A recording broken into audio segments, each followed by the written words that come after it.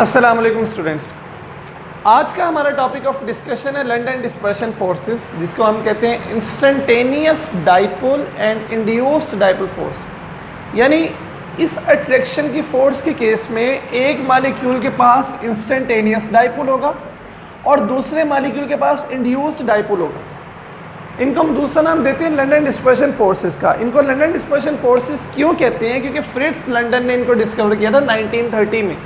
सबसे पहले उसने हमें इसके बारे में बताया था। उसने कहा था कि पोलर मॉलिक्यूल्स के बारे में हमारे पास एक्सप्लेनेशन मौजूद है कि उनके दरमियान डाइपोल फोर्सेस होते हैं, जो कि हमने इंटर मॉलिक्यूल फोर्सेस की पहली वीडियो में उनके बारे में स्टडी किया हुआ है। उसका लिंक आपको डिस्क्रिप्शन में गिवन है, आप वहाँ जाकर उसके बारे में स्टडी कर सकते हैं।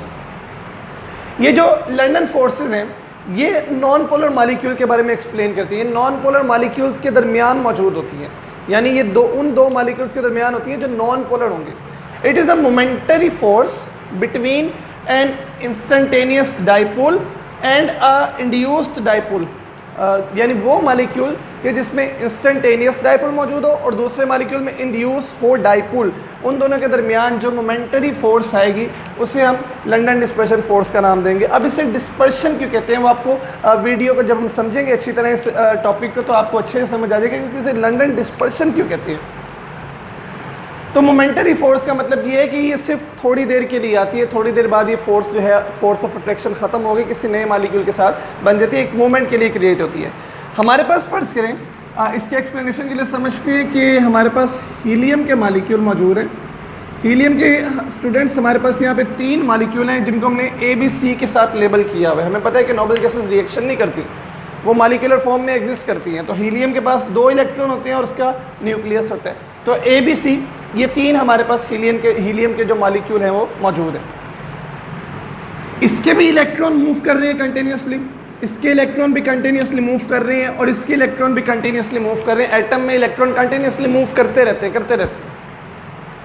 एक वक्त ऐसा आएगा कि इसके इलेक्ट्रॉन और इसके दोनों इलेक्ट्रॉन एक दूसरे के बिल्कुल सामने आ जाए। तो क्या होगा कि इनमें एक रिपल्शन क्रिएट होगी। जब A के और B के मॉलिक्यूल एक दूसरे के सामने आएंगे तो यहाँ पर हमें नज़र आएगी एक इलेक्ट्रॉनिक रिपल्शन, इलेक्ट्रॉनों की रिपल्शन हमें नज़र आएगी यहाँ पे। उस रिपल्शन के नतीजे में क्या होगा कि इसके जो इलेक्ट्रॉन हैं वो इस साइड से इस साइड पे शिफ्ट हो जाएंगे। यानी इसके इलेक्ट्रॉन ने इन इलेक्ट्रॉनों को रिपेल किया, ये वाले इलेक्ट्रॉन शिफ्ट हो गए राइट साइड पे और इनका जो पॉजिटिव चार्ज था वो आ गया लेफ़्ट साइड पे। तो जो नई इनकी डायग्राम हम देख सकते हैं वो बनेगी कुछ इस तरह की कि इनका न्यूक्लियस इस तरफ शिफ्ट हो जाएगा और इनके दोनों इलेक्ट्रॉन जो है वो इस साइड पर शिफ्ट हो जाएंगे। तो ये हमें एक डाइपोल नज़र आ रहा है, एक डाइपोल क्रिएट हुआ है। इसे हम कहते हैं इंस्टेंटेनियस डाइपोल। यानी इलेक्ट्रॉनिक रिपल्शन से A और B के दरमियान इलेक्ट्रॉनिक रिपल्शन हुई तो ये जो B का मॉलिक्यूल है, A वाला मॉलिक्यूल अब हम नहीं लिखेंगे क्योंकि वो हमारे काम का नहीं है। ये जो B वाला मॉलिक्यूल है हमारे पास, ये वाला, इसमें एक डाइपोल क्रिएट हो गया थोड़ी देर के लिए। इस डाइपोल को हमने नाम देना है इंस्टेंटेनियस डाइपोल का। A वाले मॉलिक्यूल को हमने यहाँ पे एक्सप्लेन नहीं किया क्योंकि उसका काम ख़त्म हो गया। उसने इलेक्ट्रॉनिक रिपल्शन की और इलेक्ट्रॉनिक रिपल्शन से B में उसने डाइपोल, इंस्टेंटेनियस डाइपोल जो है वो क्रिएट किया। अब ये जो इंस्टेंटेनियस डाइपोल है ये C मॉलिक्यूल में डाइपोल इंड्यूस करवाने लगे। कैसे?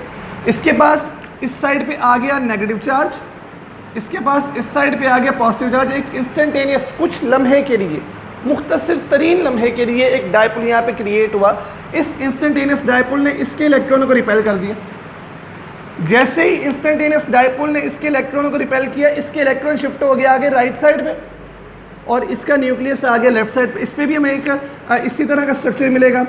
न्यूक्लियस लेफ्ट साइड पे आ जाएगा और इलेक्ट्रॉन इसके राइट साइड पे आ जाएंगे। अब ये जो डाइपोल C में क्रिएट हो रहा है, ये C के मॉलिक्यूल में जो डाइपोल आएगा, इस C में हम कहते हैं इंड्यूस्ड डाइपोल आ गई। एक में इंस्टेंटेनियस डाइपोल मौजूद है और दूसरे में इंड्यूस्ड डाइपोल मौजूद है। तो इंस्टेंटेनियस डाइपोल और इंड्यूस्ड डाइपोल के दरमियान एक इंटरमॉलिक्यूलर फोर्स क्रिएट होती है जिसे हम लंडन डिस्पर्शन फोर्स का नाम देते हैं, या हम इसे इंस्टेंटेनियस डाइपोल और इंड्यूस्ड डाइपोल का नाम देते हैं। अब इसे डिस्पर्शन क्यों कहते हैं? क्योंकि इसमें इलेक्ट्रॉनों की डिस्पर्शन हो रही है, इलेक्ट्रॉन बिखर रहे हैं हर मॉलिक्यूल के, इसके भी, इसके इलेक्ट्रॉनों ने इसके इलेक्ट्रॉनों को बिखेरा, इसके इलेक्ट्रॉनों ने फिर इसके इलेक्ट्रॉनों को डिस्पर्स किया। जब बी और सी के दोनों मालिक्यूलों के इलेक्ट्रॉन डिस्पर्स हो रहे हैं तो फिर क्या होगा कि दोनों के इलेक्ट्रॉनों के डिस्पर्शन की वजह से हम इसे डिस्पर्शन के फोर्स का नाम दे रहे हैं। सो लैंडर डिस्पर्शन क्यों कहते हैं, आपको समझ आ गया होगा।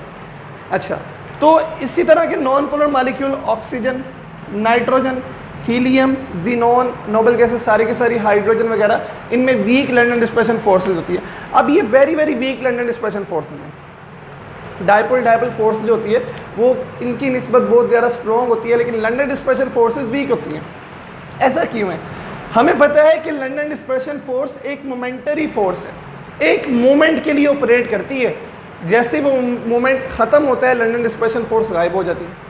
यानी एक स्पेसिफिक, एक मुख्तसर तरीन लम्हे के लिए लैंडर डिस्पर्शन फोर्स आती है और उसके बाद वो गायब हो जाती है। इसका मतलब, लेकिन जो डाइपोल हमारे पास डाइपोल फोर्स है, डाइपोल फोर्स जो है वो एक परमानेंट डाइपोल की सूरत में एग्जिस्ट करती है। तो डाइपोल फोर्स ख़त्म नहीं होती, वो एक मालिक्यूल से निकल के दूसरे मालिक्यूल में ट्रांसफ़र हो जाती है।